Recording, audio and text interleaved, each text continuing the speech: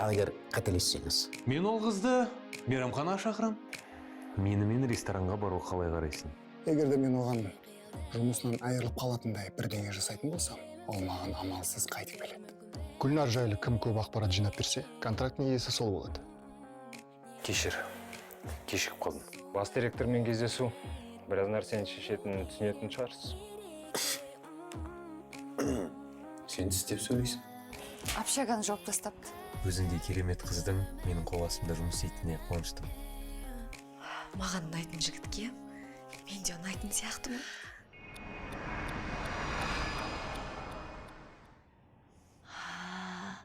Сен кездесуге бардың ба? Кездесу емес енді. Бірақ біз жұмыстан кейін кешкі ас ішіп, біраз әңгімелесіп отырдық. Шынымды айтсам, бұндай кеш өмірімде ешқашан болмапты. Өзімді сондай керемет сезіндім. Жарығым сол. Бұлай жақсы адам бекен, ойы дұрыс па? Өте жақсы адам. Өте байсалды. Менің әріптесім. Қызым, енді бұлай жақсы адам болса, мүмкін тұрмысқа шығарсың. Әже, оған әлі ерте ғой. Оның үстіне мен атақты ғалым болғым келеді. Білем, қызым, білем, бірақ менің шөбере сүйгім келеді. Әжетай, шөбере десесіз. Өзің білесің ғой, қызым, ақылдым менің.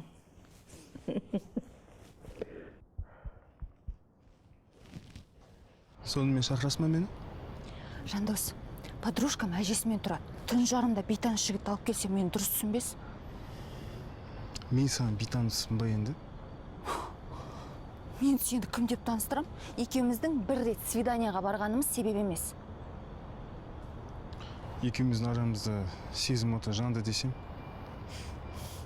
Немене сонда? Бір рет кездесуге шақырып, бір рет сыйлық сыйлап. Сонда сендік бола алады дейсің ба? Бақыттың үшін күресуің керек. Онда ертең кездесейік? Көреміз.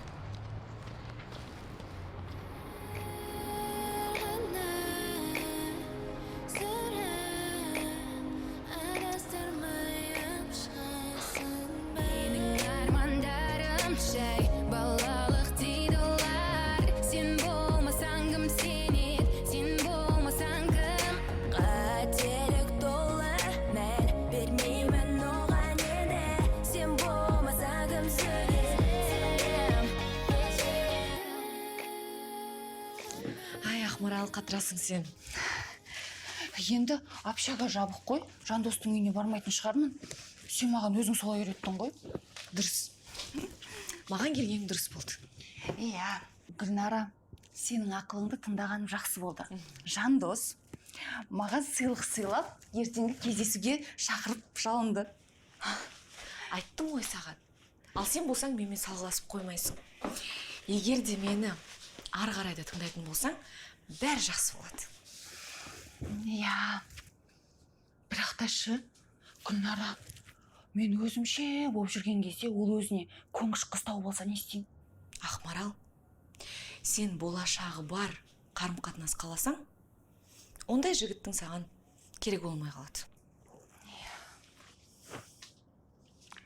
Айтпақшы, сенің кездесуің қалай өтті? Түріңе қарасам, бәрі жақсы өткен сияқты. Керемет болды. Арман сондай ақылды, білімді жігіт. Әрі тартымды де. Иә, тартымды, бірақ ол маңызды емес. Түсінемісің, мен осы уақытқа дейін ешкіммен өзімді осылай тамаша сезінген емеспін.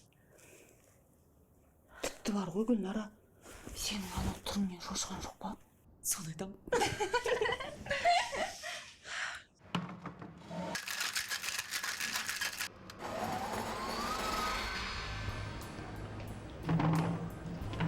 Че там? Заказ берген жоқсың ба? Жоқ, официант келген жоқ әлі. Учись, пока я живой. Тапсырыс бересіздер ме? 2 ақшылық сағаннан алып кел. Зачем өзің қалдыр? Әйтпесе заказын тағы жарты сағат күтесің. Құбыжық қызбен кездесуім қалай өтті? Сенесің бе? Гүлнар екеуміз уақытты қызық өткіздік. Ол әзір қой, көп оқыған қыз екен. Қызық, күтпеген жағдай. Мені қойшы, барға неге шақырдың? Прикинь, ол қыз мені алдап жүр. Қызығы болып, маңына жуытпай. Сен неге ол қызға бұлай байланып қалдың? Білмеймін. Сол қызға ішім тартып тұрады. Сен мұндай мәселеге келгенде проблема болады деп ойламаппын. Саған бұрын қызды өзіне қарату ойыншық сияқты еді ғой? Өзімді таңғалып отырмын.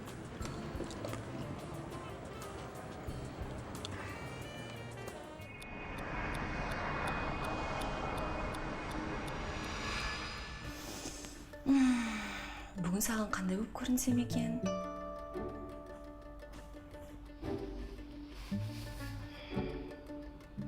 Қайырлы таң, Арман. Қалыңыз қалай?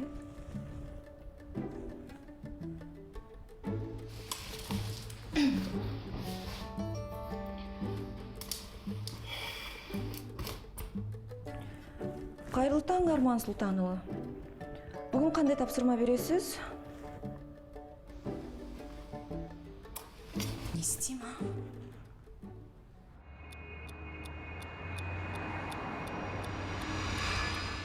Су шашқан, кеше келсем, жатақхананың есігі жабық тұр.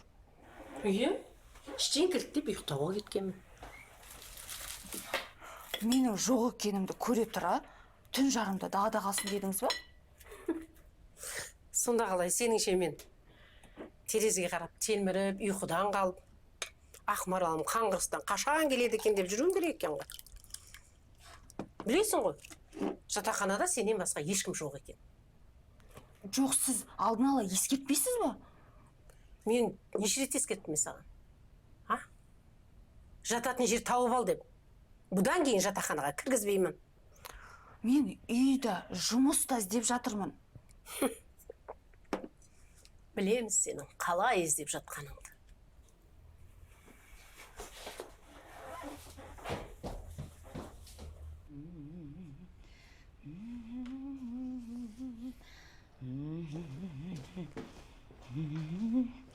О-хо-хо-хо, құлпырып кетіпсің ғой, қызым. Сен үшін бүгін бір ерекше күн сияқты. Иә, әжем. Бүгін бір ерекше бірдеңе болатын сияқты. Ол әлгі сенің әріптесіңе байланысты ма? Ол бар ғой. Басқа жігіттерге мүлдем ұқсамайды.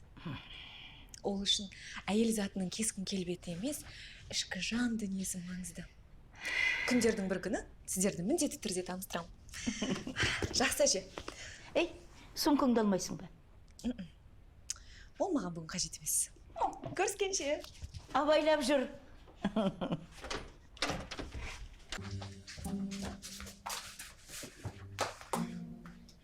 Ал, көрейік. Ого, қанша сообщение келген. Так.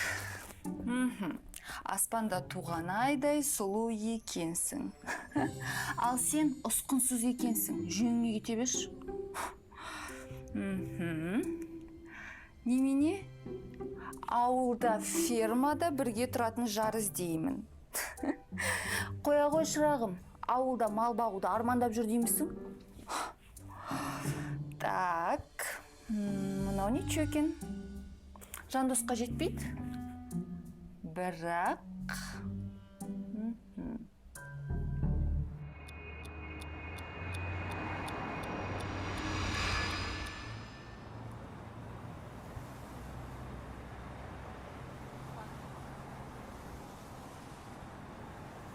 Мына суды қара.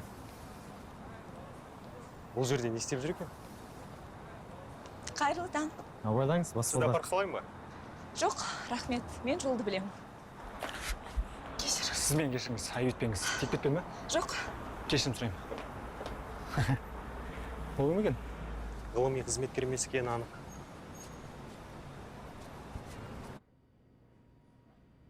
Арман, маған құнарлы ортаға арналған бояуды бересіз бе? Сізге қажет болмаса. А? Арман? Иә, кешіріңіз, ойланып кетіппін. Бірдеңе болды ма? Мазасызданып тұрсыз ғой. Бір сұраққа жауап таппай жүрмін. Мүмкін менің көмегім тиер. Білмеймін. Сіз ренжіп қалма деп қорқамын. Сұрай беріңіз. Ренжімеймін деп уәде берем. Жарайды. Сіз университетте оқып жүргеніңізде араларыңызда ақылы көркіне сай қыздар болды ма? Жоқ. Бізде тек ақылды ғана қыздар оқыған. Ал сұлулар көшенің арғы бетіндегі театралында ғана болған. Бәсе. Мен де солай ойлап едім. Неге сұрадыңыз? Ештеңе. Бояуларыңыз қоса беріңіз.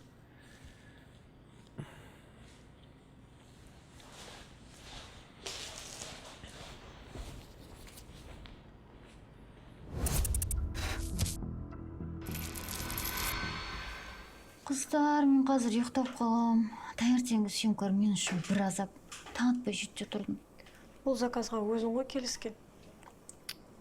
Менде басқа амал болды деп ойлайсың ба? Ержан жоқ деген сөз түсінбейді ғой. Иә, жаңа туфли өзімен өзі сатып алынбайды. Жанчик, маған Гүлканың номерін бере қойшы. Оны не істейсің? Жай, құрбыларша сөйлесейін деген. Қашаннан бері құрбы болып қалғансыңдар? Саған не қатысы бар?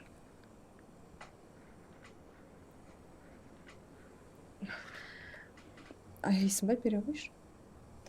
Самира, саған Гулядан не керек? Шыныңды айтшы, сен контракт үшін сөйлескің келіп жүр ғой Гулямен. Не істеп жүргенін біліп алып, Ержанға жеткізейін деген соң. Жоға, сен дұрыс түсінбедің. Мен маска туралы айтып еді ғой, естеріңде ме? Соны сұрайын деп. Жарайды, жазып ал. 8-703 265 20-16. Девушка, можно не двигаться?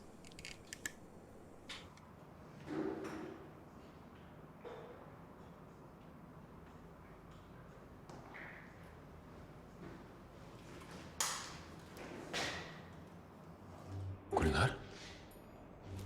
Сіз мұнда қайдан жүрсіз? Қайырлы таң, Арман. Бірдеңе болып қалды ма? Мен сізден сұрайын деген. Мұнда не істеп жүрсіз? Адасып кеттіңіз ба? Жоқ, мен жай шен лаборатория... Сізге мұнда жүрге болмай. Сонда қай жерде жүруім керек? Мен сізді шығарып салам.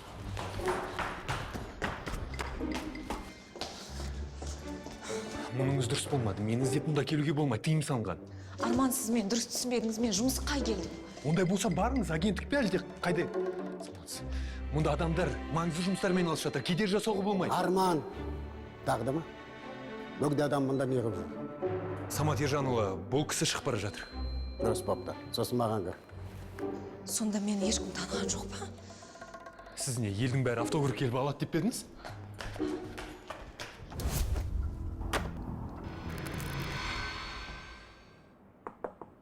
Иә.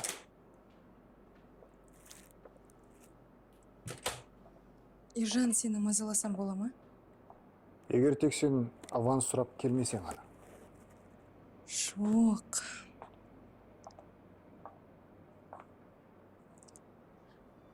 Мен сен ұйымдастырған жарыста 100% жеңімпаз болатынымды айтуға келдім. Гүлнар туралы бәрін біліп келдім. Почти. Бірақ сенің керегіңді жасамас бұрын есесіне не алатыныңды білгім келіп тұр. Самира, айттым ғой, есесіне шампунь компаниясының контрактісі болады деп. Ержан, мен оны ақша үшін істеп жүрген жоқпын. Онда не үшін жасап жүрсің?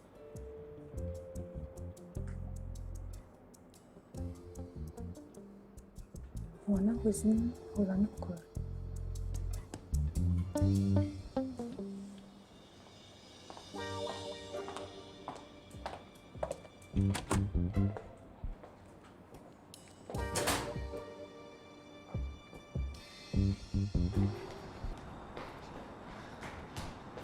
Жіберіңіз мені.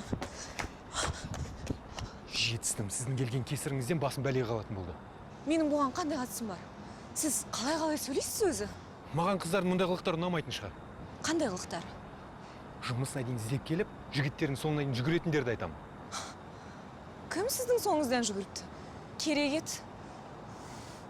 Сіздің кесіріңізден бастық мені өзі шақыртып жатыр. Рахмет сізге.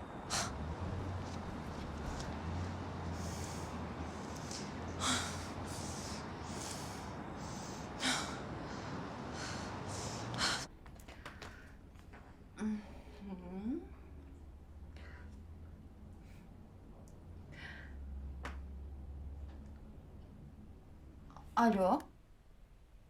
Иә, бұл менмін. Комплиментіңізге рахмет әрине. Мен интернетте таныспайтын едім. Анкетаны жай толтыра салғам. Иә.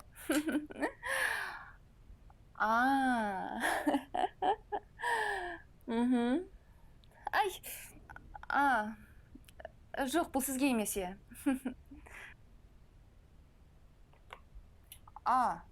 Жоқ, мен қалада емеспін, иә. Келген соң сізге өзім хабарласам, жақсы ма? Иә. Жақсы, пока. Бұны кезекке қоя салайық.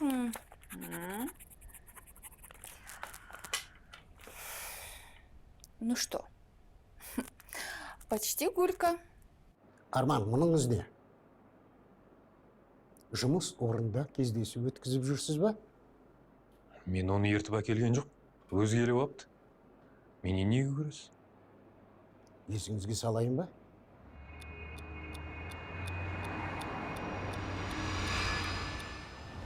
Осы жерден тоқтасаңыз. Қазір мен 5 минутта келем.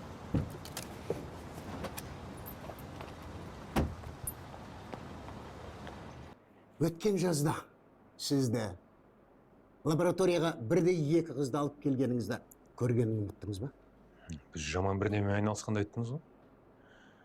Ол кезде мен достарыма эксперимент көрсеттім. Қандай эксперимент екенін білем. Досымен барда отырып, танысқан қыздарды лабораторияға алып келіп, өзіңнің қандай керемет ғалым екеніңді көрсетіп, мақтану үшін. Ол оқиға үшін кешірім сұрадым ғой. Премиядан да қағылдым.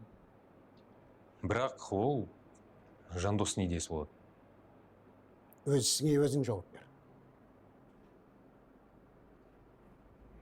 Ал қайталанса, халықаралық конференциямен қоштас. Неден басқа адамдарды жібереміз. Түсінікті ма? Түсінікті.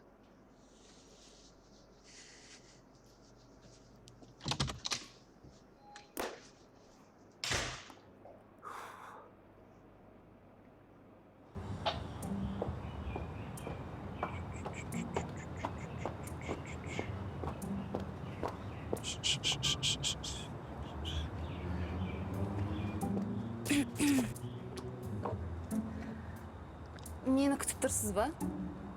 Жоқ. Сіз сайттағы Мади емессіз ба? Иә. Мен Ақмаралмын. Суретте басқа қыз болатын. Ол жерде басқа ракурстан. Өтірік екенін біліп едім. Нахал. Кездесейік деп қоймай қойған өзің ғой. Мен бүкіл жұмысымды тастап келсем. Шыныңды айтшы. Суреттегі сен емессің ғой, ә? Сен сияқты айлакерлер жалғыз емес. Енді интернет арқылы таныспаймын. Давай. Өзің біл. Так. Бұны сызып тастаймын.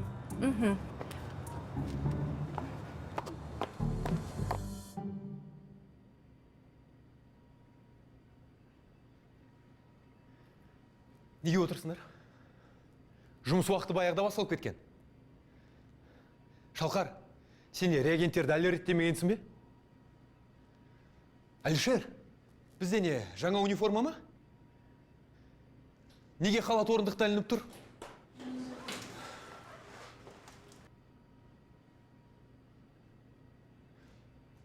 Жәнібек қайда жүр? Білмедім. Сіз оны бір жаққа жіберген шығар дедім. Өзім де дәл солай істеймін.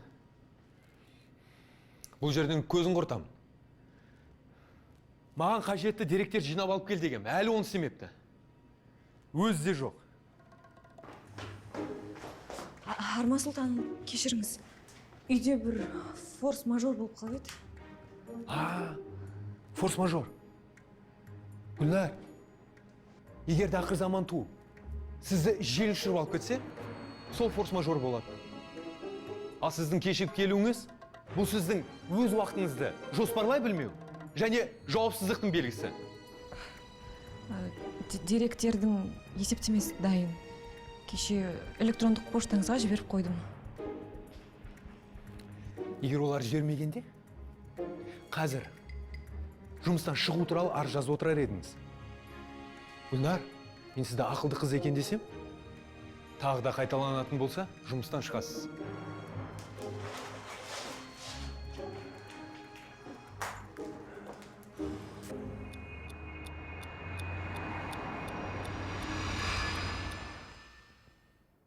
Алло, Гүлнара, мен Самирамын ғой. Қалайсың, жаным? Гүлнара, мүмкін кездесіп кофе ішерміз. Сенімен кездеспегелі көп болды. Отырып әңгіме айтайық. Кездесейік дейсің бе? Қазір қолым бос емес еді, кейін хабарласам, иә?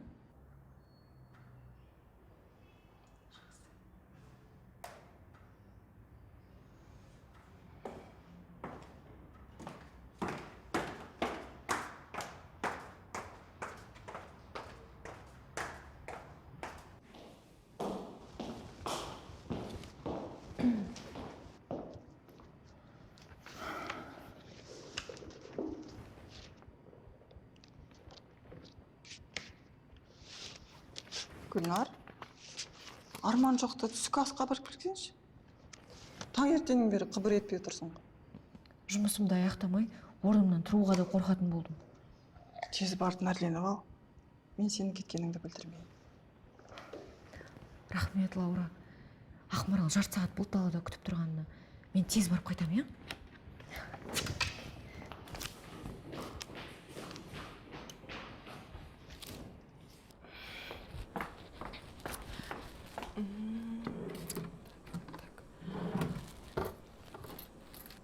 Гүлнарға хабарластың ба? Келісті ме? Немен айтып тұрсың? Анау шашқа жағатын маска жайында сұрайын деп едім ғой. Я, айтпақшы. Жоқ, хабарласқан жоқпын. Кішкене ыңғайсыздандым. Негізі Айжан дұрыс айтады, мен Гүлнармен ондай жақын құрбы емеспін ғой. Ой, ол Айжанның айтқанын қойшы. Ержаннан контракт алу үшін Гүлнарды іздеп жүрсін дегені қалай кетті? Отырған жеріне қалай жасадың ғой?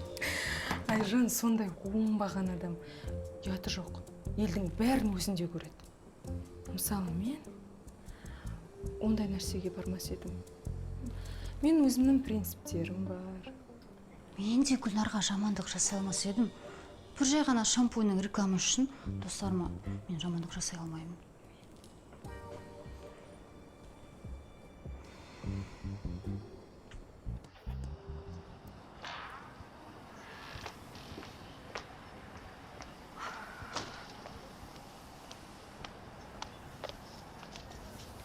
Апай, мына жер бос емес.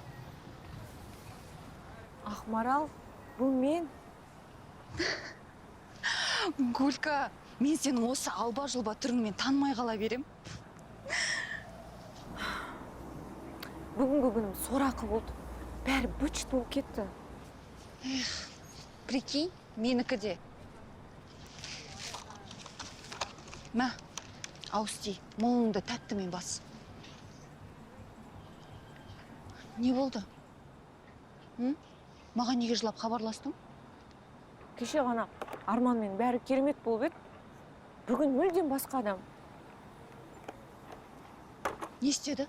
Мен өзімнің кейпіммен жұмысқа келсем, ол мені танымай қалды. Сосын, сен неге менің артымнан жүгіресің деп айғайлап, тіпті есіктен қуып шығарт десем де болады. Ал сенші? Ал мен сосын дереу үйге барып, алба-жұлба киімдерімді киіп, жұмысқа қайтып келсем, лаборант Гүлнар кешіктің деп одан сайын айғайлады. Ой, Гүлка, неге өз кейпіңмен келесің? Мен сені ақылды екен деп жүрсем, мұндай ақымақтық жасағаның не? Енді не істесем екен, а?